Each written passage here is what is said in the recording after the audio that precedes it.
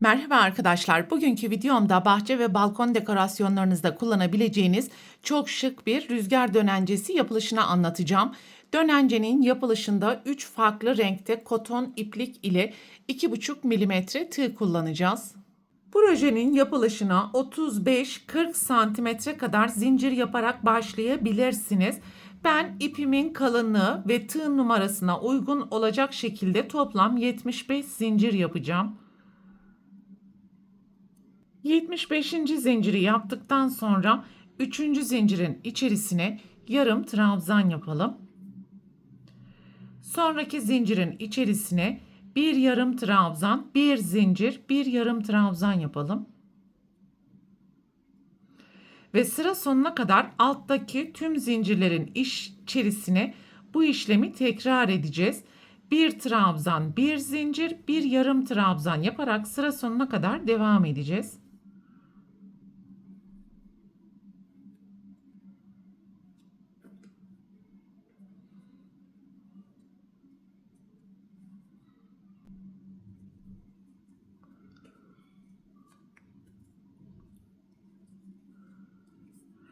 Sıranın sonuna geldiğimiz zaman bir zincir yaparak ipi keselim ve ikinci renk ile sıranın başından devam edelim.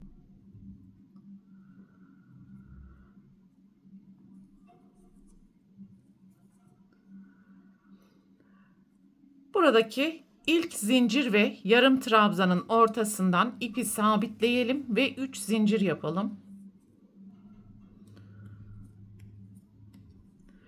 Aynı boşluğun içerisine ikili trabzan, bir zincir, 2 tane ikili trabzan yapalım.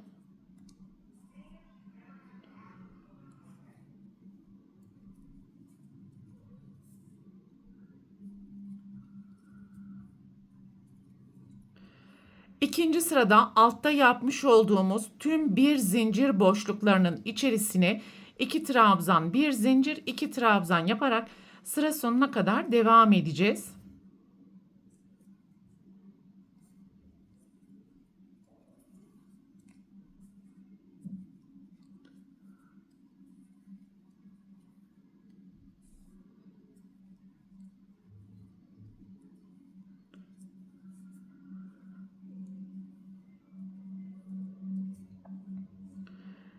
İki yarım trabzanın ortasındaki zincir boşluğuna aynı işlemi tekrar edelim.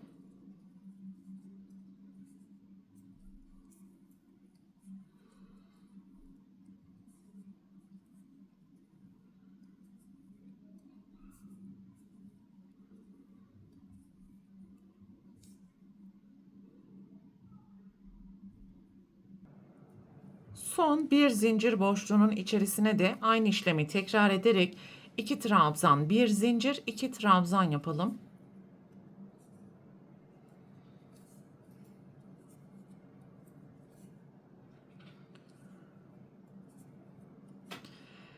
Bir zincir yaparak ipi keselim. Aynı renk ile sıranın başından devam edelim. İlk V desenini oluştururken yapmış olduğumuz bir zincir boşluğundan ipi sabitleyelim ve 3 zincir yapalım. Aynı boşluğun içerisine 6 tane ikili trabzan yapacağız. Başlangıç zinciri ile birlikte toplam 7 tane ikili trabzan olmalı.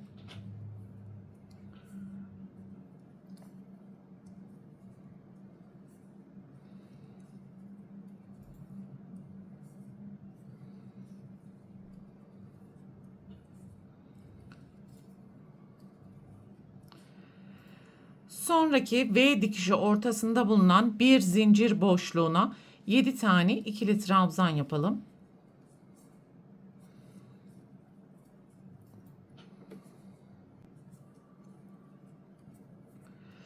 Ve sıra sonuna gelene kadar altta tüm oluşturmuş olduğumuz V boşluklarının ortasındaki bir zincirlerin içerisine toplam 7 tane ikili trabzan yaparak sıra sonuna kadar devam edeceğiz. Son trabzan grubunu yaptıktan sonra bir zincir yapalım, ipi keselim ve üçüncü renk ile sıranın başından devam edelim. Son sırayı yapalım.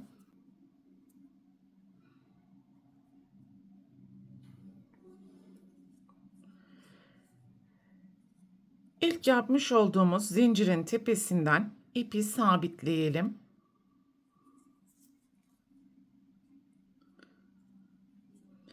Bir zincir ve alttaki 6 tane trabzanın her birinin tepesine sırayla bir zincir kayma dikişi, bir zincir kayma dikişi yapalım.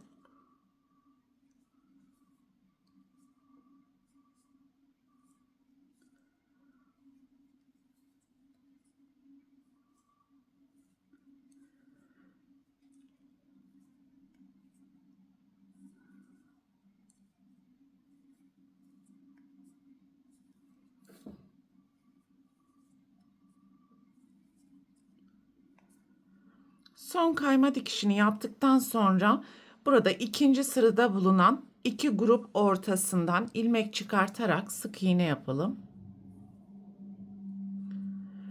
Sonraki gruba geçiş yapalım ve sırayla bir zincir kayma dikişi, bir zincir kayma dikişi yapalım.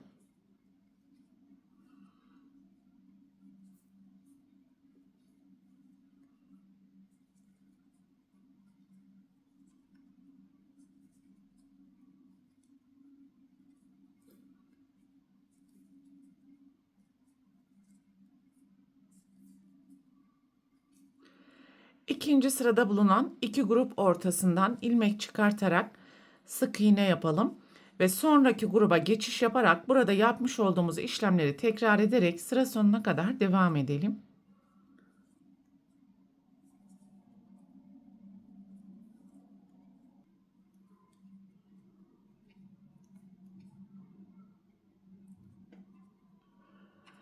Sıranın sonundaki son kayma dikişini de yaptıktan sonra asma aparatı için istediğiniz uzunluk kadar zincir yapabilirsiniz.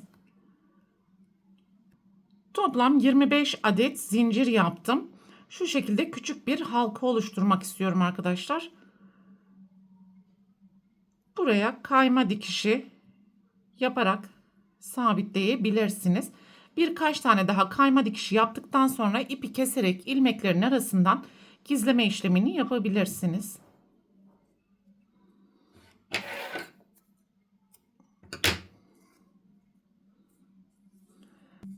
Evet, şimdi dönencenin uç kısmı için süslemeleri yapalım ve menekşe motifi yapacağız öncelikle. İstediğiniz renk kombinlerini uyarlayabilir ya da dönenceyi yapmış olduğunuz renkleri kullanabilirsiniz.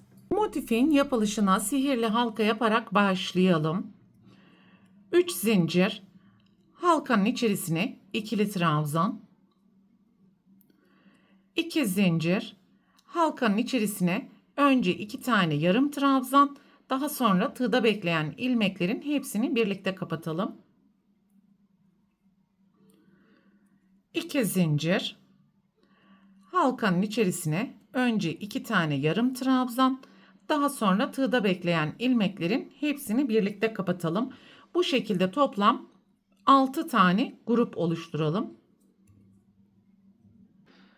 6 tane grubu yaptıktan sonra 2 zincir yapalım ve ilk yapmış olduğumuz zincirin tepesine kayma dikişi yaparak sırayı tamamlayalım.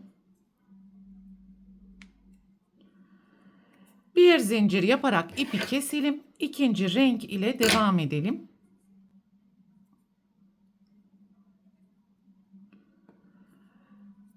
Alt sırada yapmış olduğumuz herhangi bir zincir boşluğundan ipi sabitleyelim.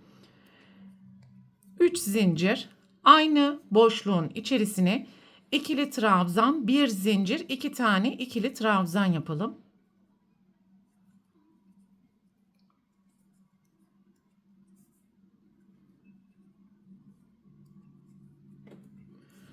Sonraki zincir boşluğuna geçiş yaparak 2 tane ikili trabzan, bir zincir, 2 tane ikili trabzan yapalım. Ve bu işlemi tüm zincir boşluklarına tekrar edelim.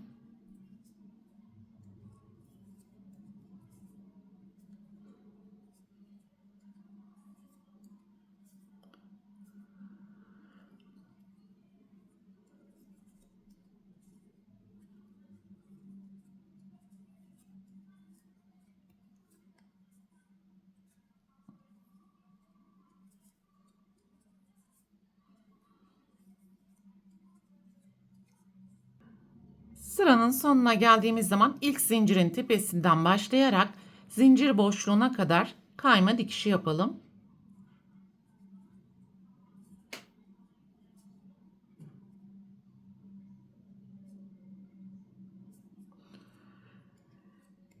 İki zincir, aynı boşluğun içerisine 6 tane ikili trabzan yapalım.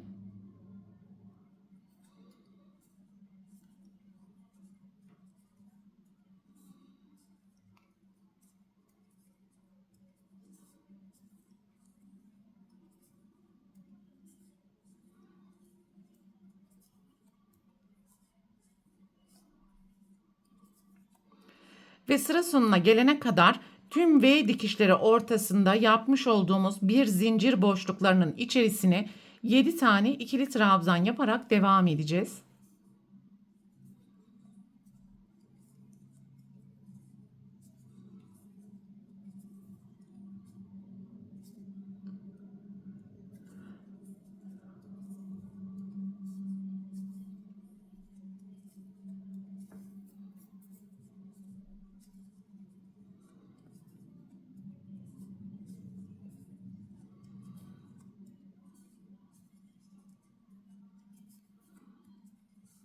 Sıranın sonuna geldiğimiz zaman ilk yapmış olduğumuz zincirin tepesine kayma dikişi yapalım.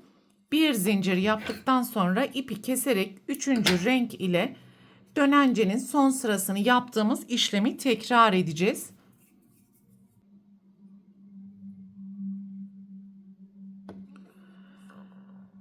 Herhangi bir trabzanın tepesinden ipi sabitleyelim.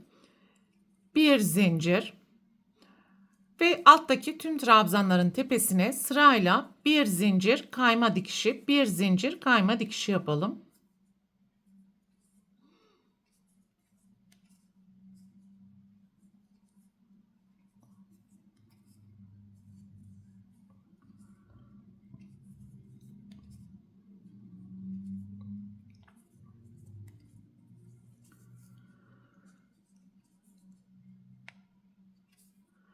İkinci sırada bulunan iki trabzanın ortasından ilmek yükselterek sık iğne yapalım. Sonraki trabzan grubuna geçiş yapalım ve sırayla kayma dikişi, bir zincir, kayma dikişi, bir zincir yapalım. Bu şekilde sıra sonuna kadar devam edelim.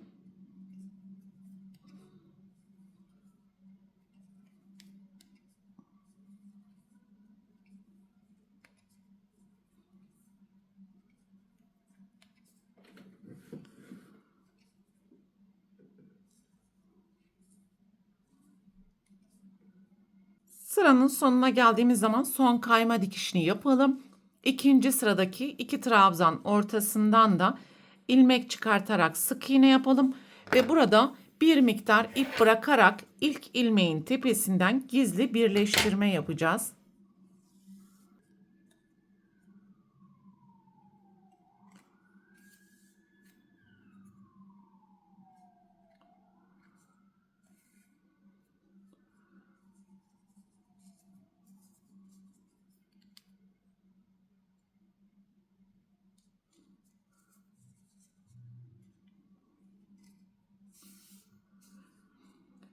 Gizli birleştirmeyi yaptıktan sonra dönencenin içerisinde kullanmış olduğum renkler ile ben bu şekilde süslemeler yapacağım arkadaşlar. Siz de istediğiniz şekilde inci, boncuk takabilirsiniz.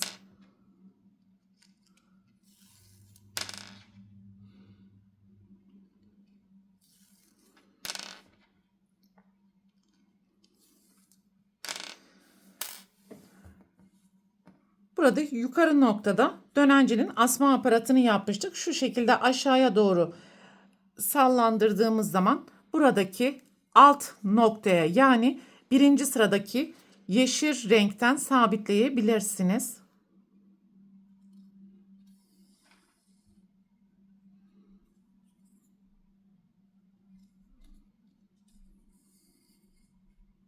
Evet, süs aparatını da yaptıktan sonra şimdi dönenceyi kendi ekseni etrafında muntazam bir şekilde çevirelim. Buradaki ipi ben kamera arkasında gizleyeceğim arkadaşlar.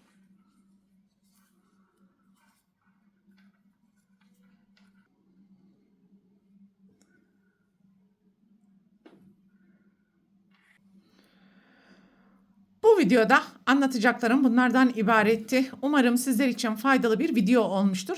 Sonraki eğitim videosunda görüşene dek lütfen kanalıma abone olarak videomu beğenmeyi ve düşüncelerinizi yorumlar kısmında belirtmeyi unutmayın lütfen. Hoşça kalın.